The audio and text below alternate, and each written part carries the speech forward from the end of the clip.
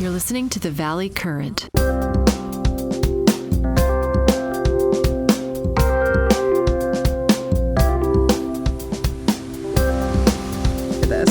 On April 15th, 2026, there is this totally silent, massive traffic jam happening on the open ocean. Yeah, it's a pretty profound image to start with. Right. Because, if you picture a traffic jam, your mind probably goes straight to a highway. Bumper to bumper cars. Exactly. Brake lights flashing for miles, engines idling, people just leaning on their horns. And you can usually see the cause, right? Yeah, fender benders, some construction, bad weather. Right. It's incredibly frustrating, but it's visible and it's local. But imagine pulling up a live satellite feed of the Persian Gulf and the Gulf of Oman today. You wouldn't see brake lights. No, and you wouldn't hear horns. You would just see these massive multi-million-dollar steel leviathans. The super tankers. Yeah. Super tankers, container ships, bulk carriers, just sitting there, dead in the water. For miles. It's eerie. It is. It is this eerie, silent paralysis of the global supply chain, and there's just no exit ramp.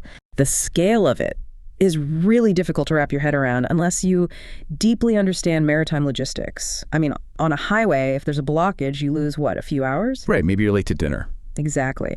But in the maritime world, when a choke point freezes, you are trapped in open water. You're burning thousands of dollars of fuel a day just to keep the ship's generators running. Just sitting there. Just sitting there, waiting for a geopolitical green light that, frankly, may never actually come. And that silent paralysis is the absolute center of our deep dive today, because we are exactly 45 days into a major geopolitical conflict. The conflict that is fundamentally reshaping the map. It really is. And the reason we're digging into this today specifically is because we just secured access to this breaking special geopolitical and strategic report. Right, from Computer Law Group LLP. Authored by Jack Russo. And it details a really massive shift in global power dynamics. So the mission for us today, and for you listening, is to unpack a very stark reality, which is that as of Monday, April 13th, a United States naval blockade of Iran has officially taken effect. Yeah. And we're going to examine the exact mechanics of how this happened, the invisible plumbing of the global economy that it's currently destroying, and where the world goes from here. And I think the timing of this report is critical, because the global economy is genuinely balancing on a knife's edge right now. Absolutely. But before we get into the deeply technical stuff, the strategic weeds, we really need to establish a clear baseline for how we're approaching this. Yes, very important. Because the events outlined in this report involve highly volatile, deeply polarized political figures. Like President Trump. Right, from Vice President Vance, as well as immense military maneuvers and profound actions by the U.S. Congress. So we need to be clear. Exactly. Our goal here is strictly analytical. We are looking at this as objective analysts. We are not endorsing any political viewpoint, any administration, or any specific policy. We're just looking at the chessboard exactly as the CLG report lays it out, and we're going to study the pieces. The stakes are just too high for partisan framing. We need to understand the board. So let's set the immediate scene. We are talking about over 15 U.S. warships actively enforcing a maritime perimeter. Which is a massive escalation. Right on the heels of direct talks collapsing in Islamabad. And we have a ceasefire expiration looming just days from now on April 21st. The clock is ticking. Fast. And the initial headline that flashed across everyone's screens made it sound like the U.S. Navy just dropped a steel curtain across the entire Strait of Hormuz. But that's not actually the case. Right. When I read the operational architecture in the report, it's much more surgical than that. It is. The maximalist rhetoric you hear in political statements, it rarely matches the physical deployment of naval assets. Okay, so let's unpack that. What's the reality on the water? To understand that, we have to look at the specific mechanism triggering this. The report points to something called UKMTO Advisory 03526. UKMTO, what is that? It stands for United Kingdom Maritime Trade Operations. They're essentially the central nervous system for communicating security threats to commercial shipping in that region. So if you're a captain on a ship, you listen to them. If you are on the bridge of a tanker, a UKMTO advisory is gospel. Wow. This specific advisory went live on April 13th at 1400 UTC. The crucial detail here is the narrowed scope. CENTCOM U.S. Central Command did not blockade the entire strait.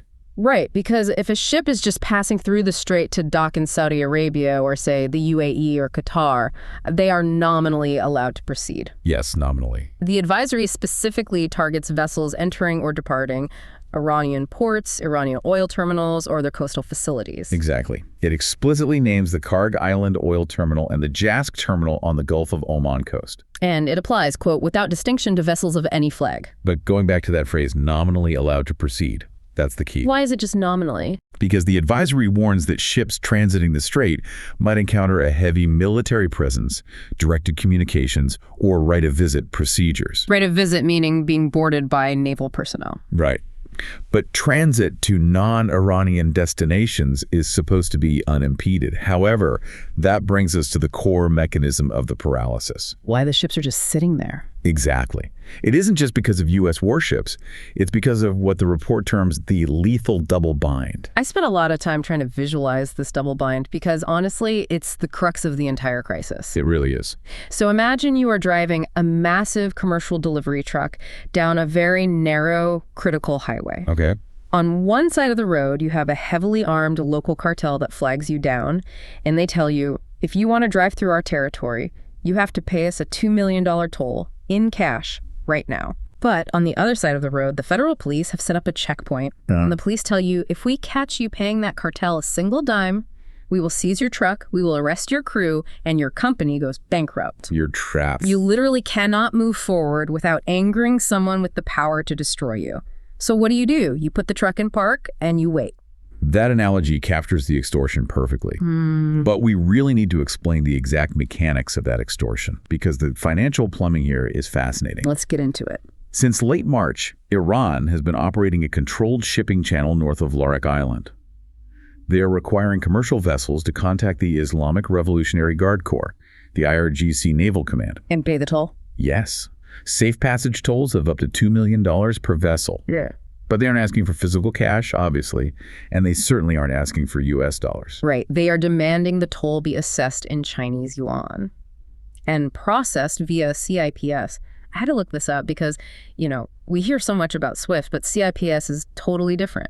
It is the alternative plumbing of the global financial system. Explain that for us. Well, SWIFT, the Society for Worldwide Interbank Financial Telecommunication, has been the backbone of international cross-border payments for decades. Everyone uses it. Right, but because the U.S. dollar is the world's reserve currency, the U.S. effectively has a veto power over SWIFT.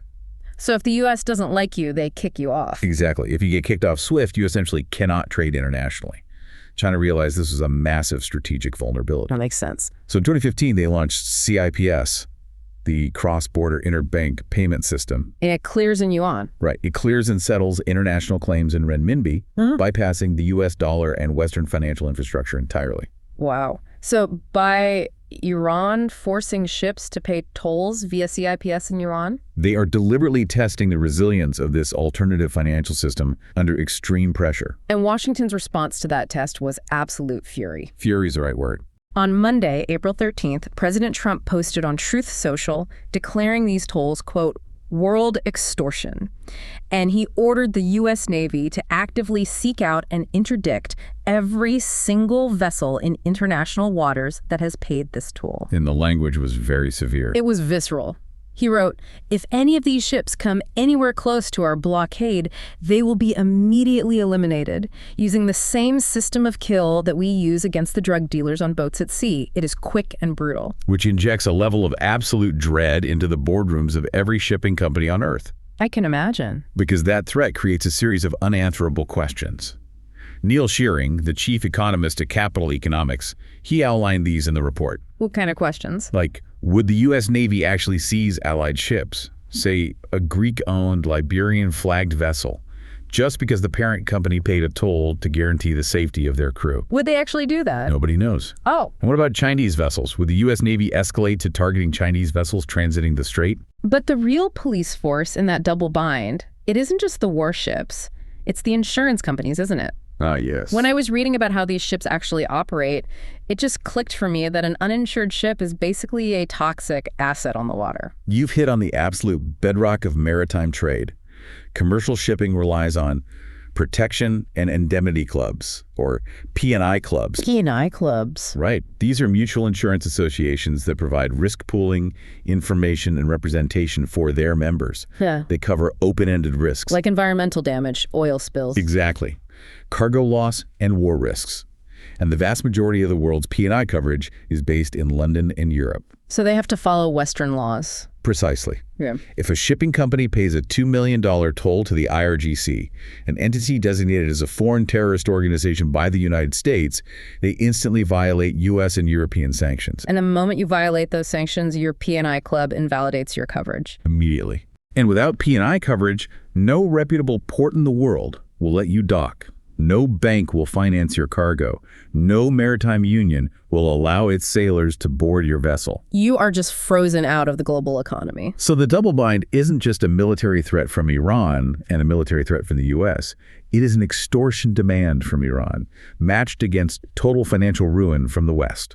And because nobody knows how to navigate that, nothing is moving. Let's look at the staggering numbers the CLG report lays out. The numbers are incredible. We are talking about 500, 700 vessels, over 10,000 deadweight tonnage that are currently trapped inside the Persian Gulf. And to put 10,000 deadweight tonnage into perspective. Yeah, that's not a fishing boat. No, that is a massive commercial vessel capable of carrying roughly 10,000 metric tons of cargo, fuel, and supplies. And within that massive traffic jam, there are 230 fully loaded oil tankers just sitting at anchor waiting to exit. And the major container lines, Maersk, CMA, CGM, Hapag-Lloyd, MSC, they looked at the math of this double bind and suspended their Hormuz transits weeks ago. They just said no. They simply will not move their assets into that choke point until both sides, Washington and Tehran, guarantee safe passage. And as the report states very bluntly, that guarantee does not currently exist. Not at all. Which brings us to a fascinating real-world test case. The very first vessel to attempt a transit after the blockade was implemented. Oh, yes.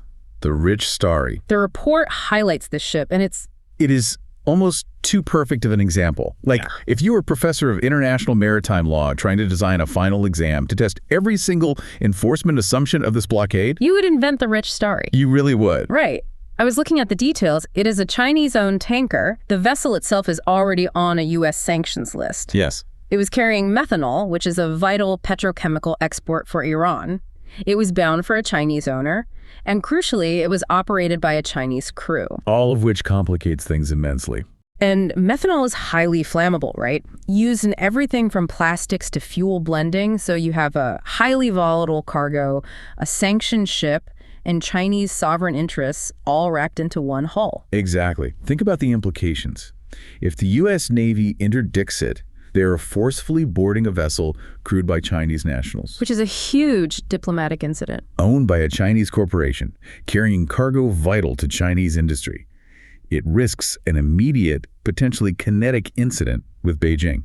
But on the flip side, if the U.S. Navy watches the Rich Starry sail through the strait, pay the toll, and enter the Gulf of Oman without interference, then the blockade is exposed as a paper tiger on day one. Right. It becomes completely porous. It is the ultimate high-stakes game of chicken on the open water. Man. So if we pivot from the physical ships trapped in the Gulf to the map itself, we have to ask, who is actually out there enforcing this perimeter, and what are the geographic realities they're dealing with? The force posture is really interesting here. I want to dig deep into this because the numbers sound impressive until you really look at the geography. The U.S. has deployed a massive amount of firepower to the CENTCOM region. They have. The report confirms at least 15 U.S. warships are currently in place. And the centerpiece of this is the USS Abraham Lincoln Carrier Strike Group. A carrier strike group is the ultimate projection of American naval hegemony. Nothing else like it. The Lincoln departed San Diego late last year. It was originally scheduled for an Indo-Pacific deployment to keep an eye on China and North Korea. But it got diverted. Urgently rerouted to the Middle East in January. As of April 13th, satellite data placed the Lincoln about 200 kilometers south of Iran's coast, operating in the Gulf of Oman. And a carrier never travels alone. It has an entire ecosystem around it. Always. We are talking about destroyers like the USS Frankie Peterson Jr. and the USS Michael Murphy. In fact, the Michael Murphy did the first U.S. warship transit of the Strait of Hormuz since the war began back on April 11th. That's right. We also have an amphibious assault ship, the USS Tripoli, which is essentially a mini carrier loaded with a Marine Expeditionary Unit. Plus the minesweepers. Yeah, they brought in a whole suite of mine countermeasure ships, the Tulsa, the Canberra, the Santa Barbara, and Avenger-class minesweepers sailing all the way over from Singapore. When you read that list, it sounds like an overwhelming, impenetrable wall of steel. It really does. To you and me, 15 high-tech warships sounds like an armada that could lock down an ocean. But I was reading the analysis in the report, and it asks the quiet part out loud. Is 15 warships actually enough to secure a choke point as convoluted and hostile as the Strait of Hormuz? And the mathematical answer of military strategy is unfortunately no, it is not. Not even close, right? Right. The report introduces a concept known as the Stavridis Gap, referencing retired Admiral James Stavridis, former Supreme Allied Commander at NATO. What does he say? Stavridis has analyzed the requirements for blockading this specific piece of geography. To actually lock it down, he estimates you need 2 entire carrier strike groups. You need 12 destroyers patrolling outside the Gulf. You need at least 6 warships operating inside the constrained waters of the Gulf itself. Wow. And crucially, you need active, integrated naval support from regional allies like Saudi Arabia and the UAE. And the U.S. just doesn't have those numbers right now. The USS Gerald R. Ford is currently stuck in Greece undergoing repairs. Right. A third carrier strike group is reportedly en route, but the ocean is huge and they aren't there yet. So there's this massive gap between the force on paper and the force required. And in naval warfare, particularly in constrained littoral waters, a gap isn't just an inconvenience. It is a fatal vulnerability. Explain that. Why are little waters so dangerous? Well, littoral waters mean close to the shore. The report emphasizes that Iran's Islamic Revolutionary Guard Corps Navy, the IRGCN, is specifically designed and calibrated to exploit exactly this kind of gap in these shallow, narrow waters. They aren't trying to fight destroyer to destroyer. Exactly. They don't fight with massive, slow ships. They use an asymmetric doctrine of swarming. Dozens, sometimes hundreds, of small, highly maneuverable, fast attack craft. Armed with what? Rockets, heavy machine guns, and anti-ship missiles. They rely on speed and sheer numbers to overwhelm the sophisticated targeting systems of larger U.S. ships. So the U.S. Navy is sitting in a very precarious mathematical position. But when you look at the physical geography, the map itself makes it a nightmare. Let's talk about what strategists call the arch defense. The islands. Yes. If you look at the entrance to the Strait of Hormuz, Iran has essentially built a fortress across 3 specific islands: Abu Musa, Greater Tomb, and Lesser Tomb. The history of those 3 islands is the foundational context for why this blockade is so dangerous. They sit right at the western entrance to the strait, acting like an unsinkable toll booth. You cannot sail massive supertankers through the deep water channels without passing within range of these islands. And the geopolitical status of these islands has been a raw nerve for over half a century. The report notes that Iranian naval forces occupied all 3 of these islands on November 30th, 1971. And I had to look up what else happened in 1971. It was literally the day before the United Arab Emirates formally became an independent country. It was a brilliantly timed, completely ruthless maneuver. Talk about that history. Prior to 1971, the British Empire managed the defense of the Trucial States. Those were the sheikdoms that would eventually become the UAE. Okay. When Britain announced its withdrawal from the Gulf, a power vacuum opened. The Shah of Iran, this is long before the Islamic Revolution, moved instantly to fill it. Just seize the moment. On November 30th, Iranian hovercrafts and naval vessels descended on the islands. The Tums were seized by force. The local Arab police forces were overwhelmed. There were casualties. Abu Musa. Abu Musa was occupied under a highly coerced, British-brokered memorandum of understanding with the Emirate of Sharjah. The very next day, December 1st, the UAE was born. And they have vehemently contested Iran's control of those islands every single day for the last 55 years. Without fail. And Iran didn't just plant a flag and leave. Over those 55 years, they turned those islands into heavily fortified military garrisons. Very heavily fortified. Take Abu Musa. It's a tiny island, civilian population of maybe 2,000 people.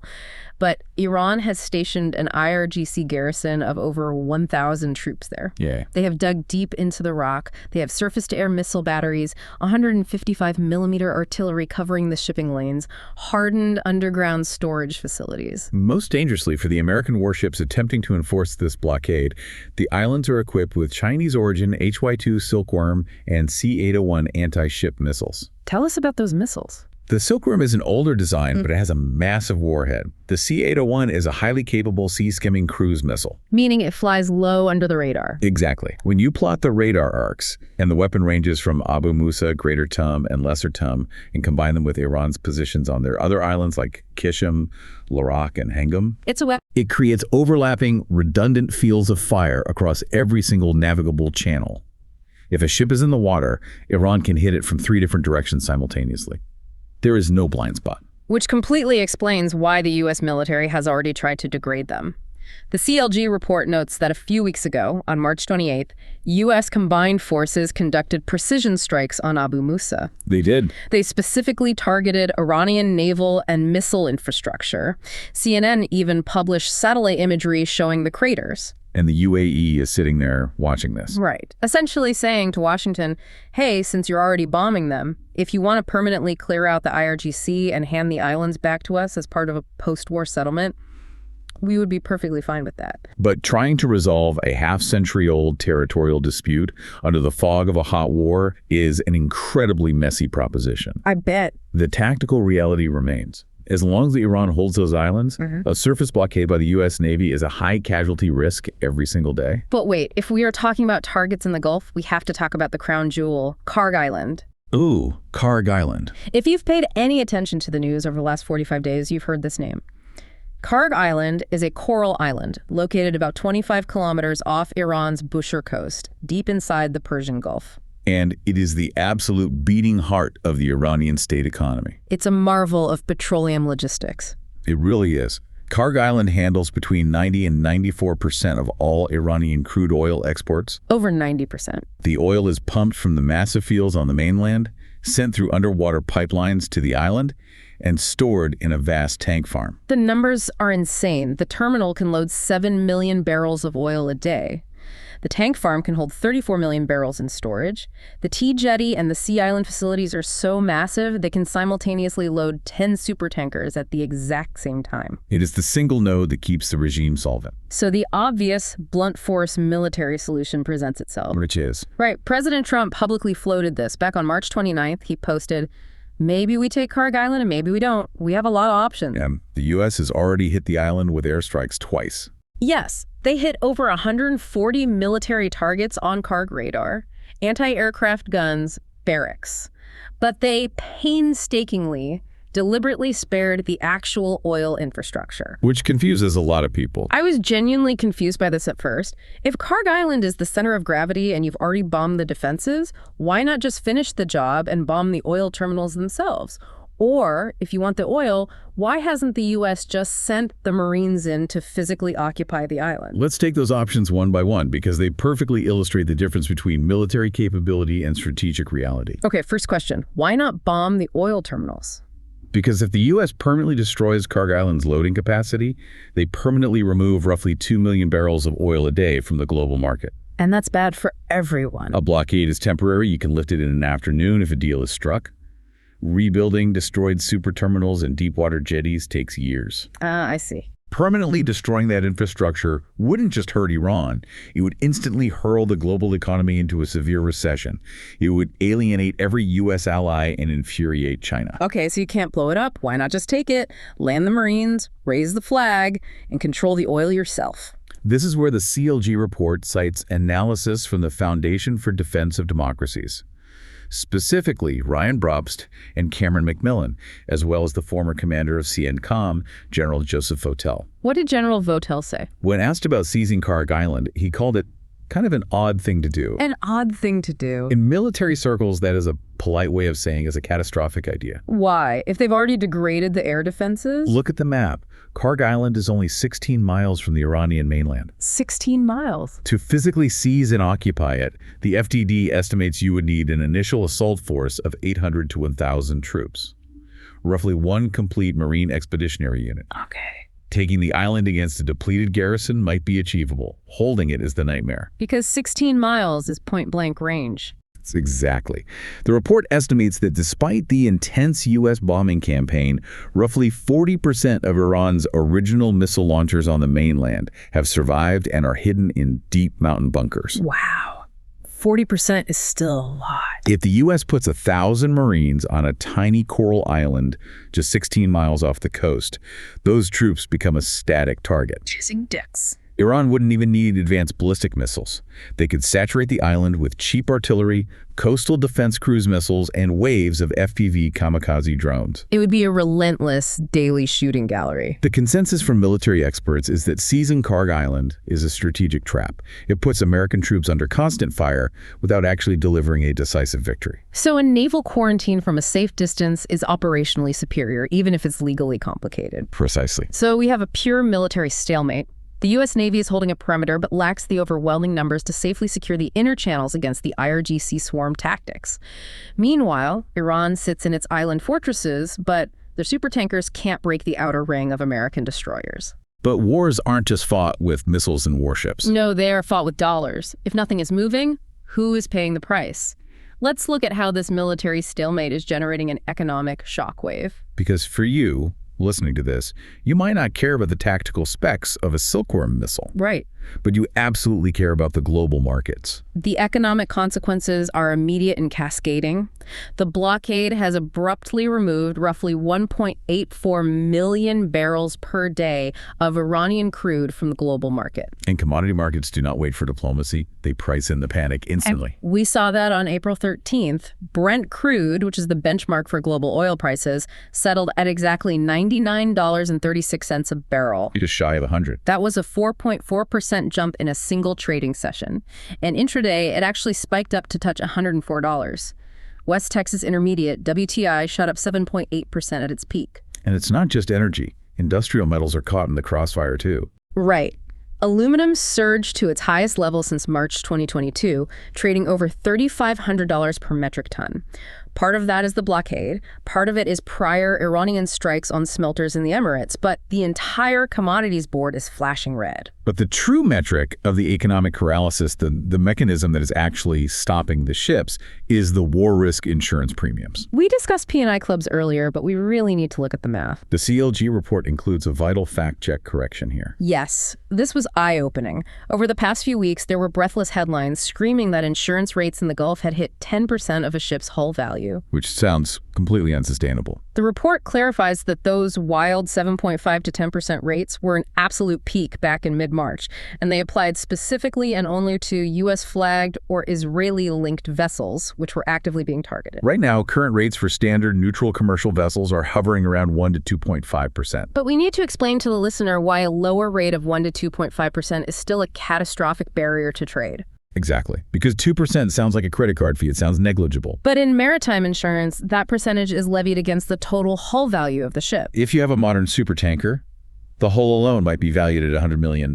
So a 2% premium means the shipping company has to pay $2 million in cash upfront per trip just for the insurance to enter the Gulf. And before this war started, the baseline war risk rate was between 0.02 and 0.15%. So even at the current 1 to 2.5%, insurance is 8 to 16 times higher than normal. It literally obliterates the profit margin of the voyage. And that economic pain is deliberately designed to flow backward up the pipeline directly into Tehran. The report cites Miad Maliki, a senior fellow at FDD, who quantified the bleed. What are his numbers? He estimates the blockade is currently costing Iran $276 million a day in lost export revenue. Simultaneously, it is disrupting another $159 million a day in imports food, medicine, industrial components. That is a combined daily hemorrhage of $435 million every single day. That translates to roughly $13 billion a month vanishing from the Iranian economy. And they don't have a geographic backup plan. Not a viable one. They built an alternative pipeline to a terminal at Jask outside the strait specifically to bypass Hormuz, but it can only handle about 300,000 barrels a day. Which is a fraction of the 2 million they need to export. The civilian population in Tehran is already feeling the crush. Reports indicate basic goods are up 40% since the war began in February. The local currency, the rial, is in free fall on the black market. Macroeconomic analysts are warning of a severe currency devaluation spiral leading directly into hyperinflation. The regime is burning through its foreign reserves at an unsustainable rate. Okay, so this brings me to a massive contradiction. What's that? If Iran is losing nearly $500 million a day, their currency is collapsing, and their main export terminal is surrounded by American warships. Why haven't they capitulated? Why isn't the regime waving a white flag and asking for a deal? Because of a structural reality that the report calls the China buffer. Yes. This is perhaps the most critical economic insight in the entire CLG analysis. Washington's assumption is that a blockade creates immediate starvation of resources. But Iran is not out of oil to sell. And more importantly, they are not out of time. I was absolutely fascinated by this. Break down the mechanics of this China buffer. Multiple independent shipping intelligence firms, companies like Kepler, Windward, and Vortexa, which track global maritime movements via satellite, have corroborated a startling fact. What's a fact? Iran currently has between 140 and 180 million barrels of crude oil already pumped and sitting in floating storage outside the Persian Gulf. Floating storage. Just to be clear, they pumped this oil months ago, loaded it onto a massive fleet of supertankers, sailed them out of the Gulf before the blockade started, and those ships are just anchored in the ocean, acting as giant floating warehouses. Precisely. This is a shadow fleet we hear so much about. These are vessels that operate entirely outside Western jurisdiction. Yes. They turn off their AIS, their automatic identification system transponders, so they vanish from public tracking screens. They just go dark. They spoof their GPS locations to make it look like they are in the Pacific when they're actually off the coast of Malaysia. They conduct dark ship-to-ship transfers at night, pumping millions of barrels of oil from one sanctioned tanker to another, seemingly clean tanker, to obscure the origin of the crude. And because they have 180 million barrels already sitting in the shadow fleet, the math changes completely. It does. China buys approximately 95% of all Iranian crude exports. It makes up about 12% of China's total crude imports and provides Tehran with over $31 billion a year. And if you look at the typical rate that China imports that Iranian crude, that floating stockpile gives Iran a geographic and economic insulation period of roughly 25 to 32 days. They can continue to supply their primary customer and receive yuan via CIPS without needing to move a single new ship out of Kharg Island. So they have a 30-day cushion. But what happens on day 35 or day 60? If the U.S. maintains the blockade, eventually those floating warehouses run empty. Does China panic when the shadow fleet runs dry? No, because China has spent the last 2 decades building its own massive buffer. Right. Beijing maintains a strategic petroleum reserve, an SPR, that dwarfs almost anything else on the planet. They began building it in the early 2000s, carving out massive underground salt caverns and constructing vast above-ground tank farms, specifically to insulate themselves against a Middle Eastern energy shock. That's the capacity. The current estimate is that China's SPR holds roughly 1.2 billion barrels of oil. 1.2 billion. That reserve covers roughly 109 days of their total seaborne imports. But if you factor in the rationing they would implement in a crisis, plus the overland pipelines they have secured from Russia that the U.S. Navy cannot touch, analysts at the Atlantic Council estimate China could survive being entirely cut off from seaborne Middle Eastern oil for 2 to 4 years. 2 to 4 years, that completely upends the timeline. The U.S. thinks they have Iran in a chokehold that will force a surrender in weeks, but the economic clock is ticking much, much slower than Washington might hope. And China is well aware of its leverage. They are not remaining silent. What are they saying? Admiral Dong Jun, the Chinese defense minister, issued a statement that flatly refused to recognize or comply with the U.S. blockade. Oh, wow.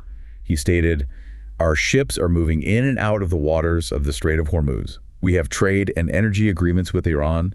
We will respect and honor them and expect others not to meddle in our affairs." Expect others not to meddle in our affairs. That is not the usual ambiguous diplomatic speak we get from Beijing. That is a direct public challenge to the United States Navy. It elevates the whole conflict. It takes this from being a regional containment operation, the U.S. squeezing Iran, and elevates it into a global test of maritime authority. The U.S. Navy is drawing a line in the water saying stop, and the Chinese military establishment is telling its state-owned enterprises to keep sailing. It creates a tremendously volatile geopolitical fault line. And unfortunately for Washington, that fault line isn't just straining the U.S.-China relationship. It's straining their allies. The sheer scale of this disruption is triggering massive, panicked blowback from one of America's most vital allies in the region. Let's pivot to the Arabian Peninsula because the geopolitical ripples here are fascinating. Saudi Arabia, historically the anchor of U.S. strategy in the Middle East, is absolutely terrified of this blockade. The Wall Street Journal published a report indicating that Riyadh is essentially begging Washington behind closed doors to reconsider the strategy and draft the naval restrictions. My initial thought was, shouldn't Saudi Arabia be thrilled that their primary regional rival, Iran, is being economically crushed? Why the panic?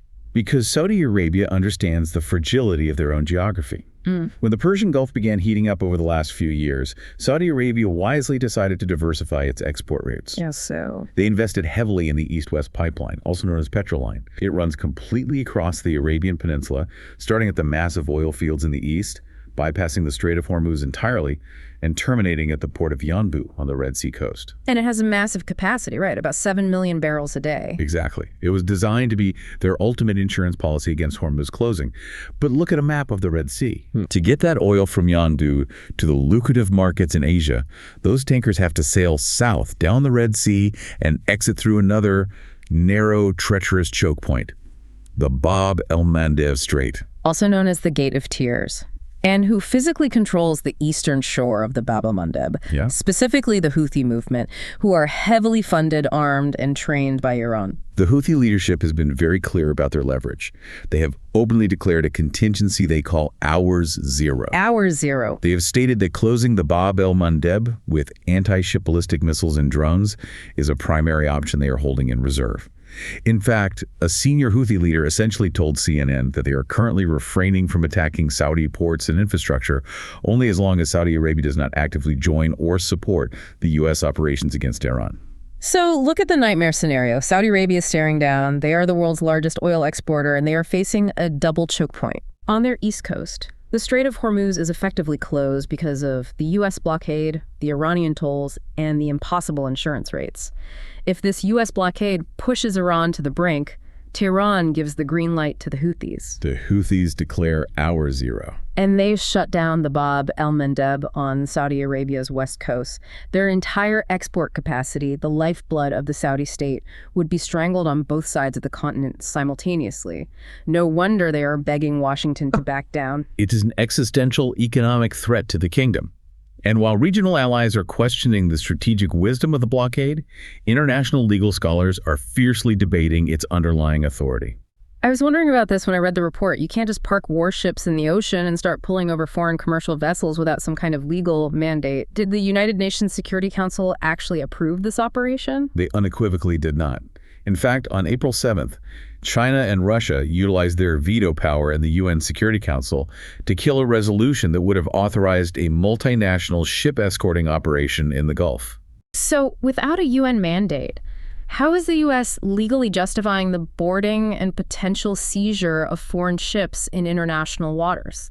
They are relying on a highly controversial framework that the CLG report aptly describes as Swiss cheese legal authority. Explain that. Under classical international maritime law, specifically outlined in documents like the San Remo Manual, a lawful naval blockade generally requires a state of armed conflict, a formal declaration of war between two states. But the U.S. has not formally declared war on Iran. Right. So they can't use blockade law. They have to use sanctions law instead. But I was researching this, and U.S. sanctions laws are fundamentally designed to punish companies that use the U.S. financial system. They aren't designed to authorize piracy on the high seas. That is the exact legal friction point. There is a massive enforcement gap when dealing with the shadow fleet we discussed earlier. Because they avoid the U.S. completely. Exactly. These vessels are specifically engineered to have zero nexus to the United States. They don't have American owners, they don't employ American sailors, they don't trade in U.S. dollars, and they don't use Western insurance. So U.S. sanctions don't really touch them? Because they lack that connection. U.S. Treasury sanctions alone do not grant the U.S. Navy the legal authority to physically board and confiscate a foreign-flagged vessel in international waters. So what legal mechanism are they trying to use to justify President Trump's threat to eliminate these ships? The Atlantic Council published an analysis noting that the administration is relying on a complex, untested patchwork of civil forfeiture laws and sweeping anti-terrorism statutes that claim expansive extraterritorial application. Civil forfeiture? Civil forfeiture is typically used against drug cartels. If the DEA can prove a speedboat was bought with drug money, they seize the boat. And they're trying to apply that to tankers. The U.S. is trying to apply that same legal logic to $100 million supertankers owned by Chinese conglomerates. But proving a specific criminal act under anti-terrorism laws on the high seas is incredibly difficult. Right. Professor Jason Chua from the University of London characterizes the situation perfectly in the report. He argues this is not a classic blockade, but sanctions with warships doing the bidding. Essentially sanctions enforcement at sea. It is a legal house of cards.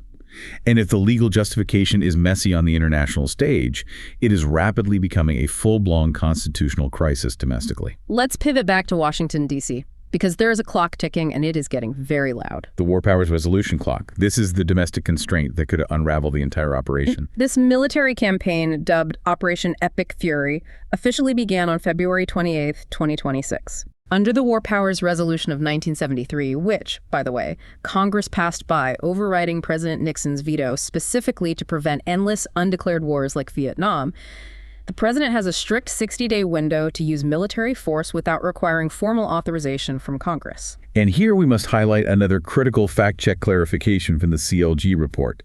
In the media, you hear a lot of pundits rounding the deadline to May 1st or throwing out April 28th as a guess. But the math is strict. Very strict. If you count exactly 60 days from February 28th in a non-leap year, the precise constitutional deadline falls between April 28th and April 29th. The practical moment of truth hits in the final week of April. And Congress is incredibly fractured over this. There have already been 3 separate failed attempts to pass war powers resolutions to rein in the executive branch. But now, as the deadline approaches, key Republican senators are starting to draw hard lines in the sand. Senator Susan Collins of Maine is publicly on the record regarding escalation. What'd she say? She stated, "If the president commits boots on the ground, sends ground troops to Iran, I believe that congressional authorization for such action is completely required." And Senator John Curtis of Utah was even more explicit. He published an op-ed recently stating, "I will not support ongoing military action beyond a 60-day window without congressional approval. 60 days must mean 60 days." If we pull this all together and connect it to the military strategy we discussed regarding the islands, the implications are massive. Let's play that out. Let's say President Trump decides the naval stalemate is unacceptable, and he orders the Marines to assault Abu Musa or seize Karg Island to break the deadlock.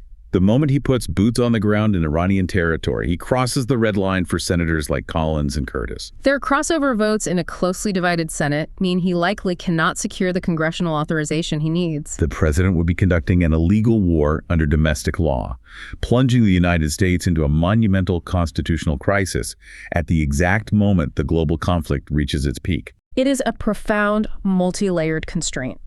The military operation is constrained by the geography of the islands, the economic warfare is constrained by Chinese storage capacity, and the executive branch is constrained by the calendar and the Constitution. Which leads us to the ultimate question of the report. With all these competing pressures, how does this actually end?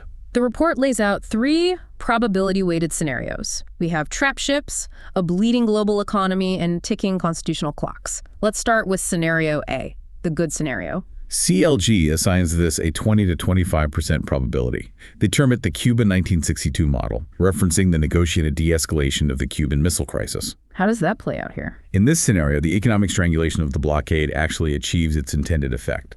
The pain of losing $435 million a day becomes severe enough that Iran is willing to enter negotiations. Okay. But crucially, it isn't just U.S. pressure, it's China. Beijing decides that the risk to the global economy and their own long-term energy security outweighs the benefit of defying Washington. China steps in to aggressively mediate. So Beijing leans heavily on Tehran to accept a compromise. Yes. Before the April 21st ceasefire expires, a framework agreement is reached, and it requires mutual, face-saving compromises. Like what? Iran agrees to reinstate International Atomic Energy Agency inspectors and accept hard caps on their uranium enrichment. They also drop the $2 million tolls. And in exchange, The U.S. lifts the naval blockade, scales back military operations, and crucially agrees that the Strait of Hormuz will be governed under a new international monitoring arrangement rather than unilateral U.S. control. I have to admit, I read that scenario and immediately thought, is that even remotely realistic? We know that Vice President Vance was just in Islamabad for direct talks, and the reporting indicates he demanded total, verifiable nuclear capitulation from Iran. Does Washington really seem prepared to accept a compromise where Iran retains its domestic enrichment capabilities and gets a permanent say in Hormuz governance? Your skepticism is entirely warranted, and it is exactly why CLG only gives this scenario a 1 in 4 chance. The historical precedent is grim. Regimes that surrender their primary strategic leverage under military threat? Think of Muammar Gaddafi in Libya or Saddam Hussein in Iraq, often face regime change shortly after. Asking the Iranian leadership to concede their nuclear leverage and their geographic advantage while under active bombardment is a very tall order. Which brings us to scenario B, the bad scenario. And unfortunately, the report assesses this as the most likely outcome. Yes, CLG assigns a 35 to 50% probability to what they call the Iraq Sanctions 1990-2003 model. This is the frozen confrontation. A stalemate that just grinds on endlessly. Precisely. In this scenario, the diplomatic tracks fail. The ceasefire holds nominally, meaning major airstrikes pause, but the underlying conflict is unresolved. And the blockade. The U.S. maintains the blockade framework, but China simply ignores it. They use their massive state-owned shipping fleet to continue buying Iranian oil, keeping the regime on life support. And the U.S. Navy just watches them. The U.S. Navy, unwilling to risk World War III over a tanker, chooses not to fire on the Chinese vessels. This creates a de facto exception that ruins the blockade's overall effectiveness, but keeps tensions incredibly high. And the commercial ships. The ones without Chinese state backing. They stay away. The insurance rates remain punitively high. The global supply chain adapts by permanently routing ships the long way around Africa or avoiding the region entirely. Which means the cost of shipping stays elevated and oil stays permanently anchored above $100 a barrel. Which tips the global economy into prolonged stagflation. High inflation coupled with stagnant growth. The CLG report notes that Goldman Sachs recently ran a model projecting a 30% probability of a U.S. recession based purely on the initial energy shock. And in a frozen confrontation scenario, that probability skyrockets. Meanwhile, in Washington, Congress remains paralyzed by gridlock. They can't muster the votes to force an end to the war, but they refuse to authorize its expansion. It becomes the worst of both worlds. Maximum, sustained damage to the global economy with insufficient leverage to actually force a change in Iranian behavior. And if that's the bad scenario, we have to look at scenario C, the ugly scenario. CLG assigns this a 25 to 30% probability. There is no neat historical precedent for this. This is the nightmare cascade. Walk us through it. The April 21st ceasefire expires, the diplomats pack up and go home, and then the spark happens. It doesn't even have to be a planned attack. In a highly congested waterway filled with warships and paranoid crews, a kinetic incident is almost inevitable. Just a mistake. Maybe an IRGC fast attack boat gets a little too close to an American destroyer, misinterprets a warning flare, and someone pulls the trigger. Maybe a Chinese vessel refuses right of visit procedures, attempts to ram a U.S. boarding craft, and it turns violent. Or maybe a neutral oil tanker just strikes a loose sea mine. Once the first shots are fired in the Gulf, the escalation ladder takes over completely. Iran, feeling the existential threat, immediately activates its proxy network. The Houthis declare Hour Zero and close the Bab el-Mandeb Strait with anti-ship ballistic missiles. This Saudi export pipeline is cut off. The global oil market doesn't just panic, it breaks. Oil doesn't stay at $100, it spikes to $150, maybe $200 a barrel overnight. And the U.S. response? The U.S. responds with overwhelming punitive force. They fulfill the UAE's wishes and launch a massive amphibious assault to seize the islands of Abu Musa and the Thames to physically clear the choke point. But the Iranian regime views the loss of its sovereign fortified territory as an existential threat to its survival.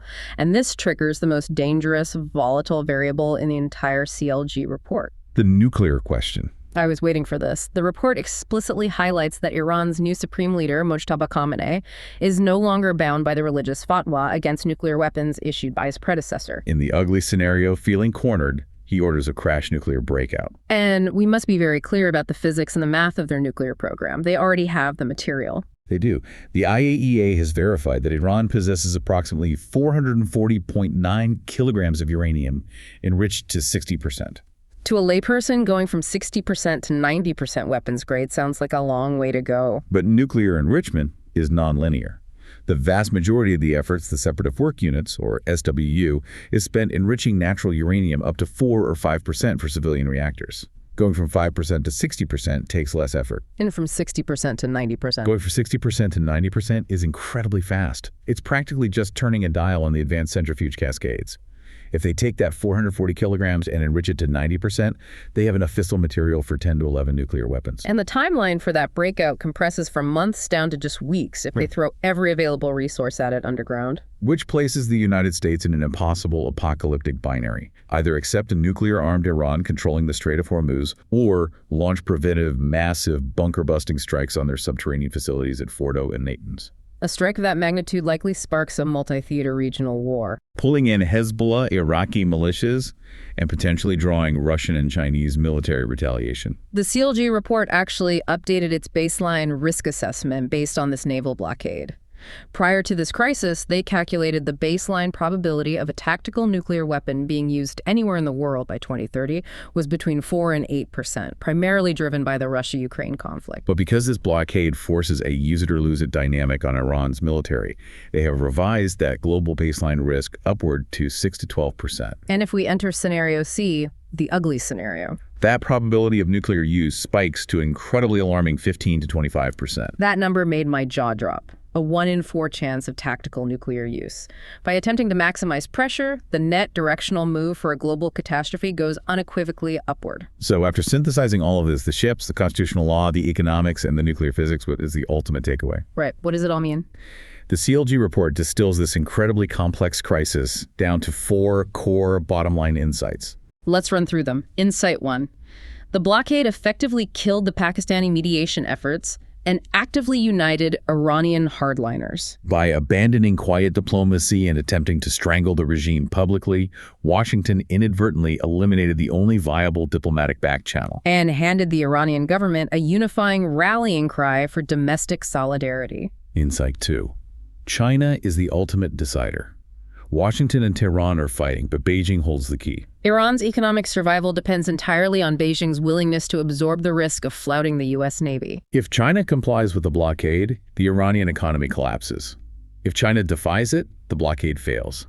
This shifts the center of gravity entirely. It makes the upcoming, highly anticipated summit between President Trump and President Xi Jinping on May 14th the single most important diplomatic event of the decade. Insight 3. The war powers clock is a genuine, unavoidable constraint. The center of this conflict is shifting from the waters of the Persian Gulf to the floor of the U.S. Senate. Every single day that passes April 29th requires massive political capital that the administration simply may not have, especially if operations escalate into ground combat. The Constitution is acting as a hard brake on military ambition. And finally, Insight 4, which I agree is the most profound observation in the entire analysis. It highlights a massive central framing error in how this conflict is being managed. What's the error? Washington and Tehran are fundamentally speaking 2 completely different strategic languages. Washington is obsessed with the language of nuclear commitments, enrichment percentages, centrifuge caps, IAEA camera access. But Tehran is speaking the language of Hormuz sovereignty. Exactly. Even if Iran never builds a single nuclear bomb, they geographically control the central choke point of the global economy. That geographic control is a weapon worth tens of billions of dollars, and geography cannot be bombed into submission. The naval blockade can punish Iran economically, but it does not change the physical map. The U.S. is deploying carriers to force a nuclear surrender, but the actual durable deal that needs to be made is a maritime governance settlement. And as the report makes brutally clear, every single day, Washington delays realizing that framing error. It costs the world $400 million. And it brings that strategic choice no closer to resolution. We have covered a tremendous amount of ground today. You now have a complete picture. You understand that a naval blockade isn't just a matter of parking a few warships in the ocean and declaring a zone closed. It is a massive, incredibly fragile, multi-dimensional chess game. It involves the plumbing of the Chinese alternative banking system, the storage capacity of the shadow fleet, constitutional clocks ticking down in the halls of Congress, the geographic vulnerability of Saudi Arabian pipelines, and a global economy that is bleeding cash every single hour. It reveals in stark detail exactly how deeply interconnected the modern world truly is. A decision made on a small coral island in the Persian Gulf dictates the policy of the U.S. Senate and the inflation rate in Europe. And that is exactly why this matters to you. This isn't distant, abstract geopolitics happening in a vacuum. This is the price of gas when you fill up your car next week. This is the cost of the consumer goods you buy, the stability of your retirement portfolio in the stock market, and the hidden insurance rates embedded in the supply chain of everything you touch. It is the very stability of the global markets you interact with every single day. As we wrap up, what's a final thought our listeners should walk away with? I would like to leave you with a final thought to mull over as this crisis continues to unfold. We spend all our time looking at the United States and Iran as the primary combatants in this arena. But consider this. What if the actual decisive negotiation happening right now isn't between Washington and Tehran at all? Wow. What if the real battle for the future architecture of the global economy is just waiting for that May 14th summit in Beijing? If the 20th century was defined by who controlled the oil, the 21st century might be defined by who controls the choke points. Keep your eyes on the water. Remember that image of the silent, paralyzed traffic jam on the ocean? The ships are waiting. The world is waiting. Thank you for taking this deep dive with us today.